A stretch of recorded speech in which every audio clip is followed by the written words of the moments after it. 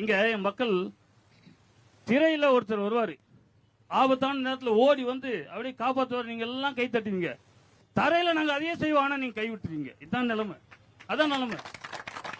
திரையில் நடித்து காட்டுவதல்ல, தரையில் நிகழ்த்தி காட்டணும். அதுதான் புரட்சி, அதுதான் மாற்றம், அதான் அரசியல்.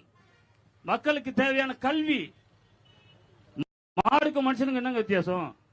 மாட்டுக்கு தெரியாது, ஆட்டுக்கு தெரியாது, தான் போட்ட குட்டியை எவர் எடுத்து வளர்ப்பார், எவர் கஞ்சி தண்ணி வைப்பார் என்று தெரியாது. ஆனால் மனிதனுக்கு தெரிய வேண்டும். அப்போதுதான் மனிதன். என் பையனை கூட்டு வந்திருக்கீங்க, 4 வயசு பையன். என் அன்பு பெற்றோர்கள், இதே போல புள்ள வச்சிருப்பீங்களா? உங்க ஆழ் மனசுல கை வச்சு ஒரே ஒரு விஷயம் சொல்லுங்க.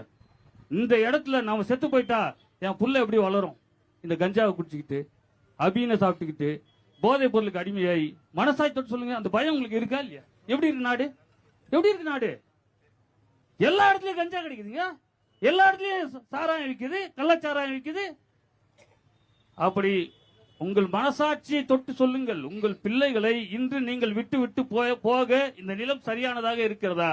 இந்த திராவிட ஆட்சியாளர்களின் ஆட்சியில் இந்த நிலம் நம் பிள்ளைகளை விட்டு விட்டு நாம் போவதற்கு சரியாக இருக்கிறதா?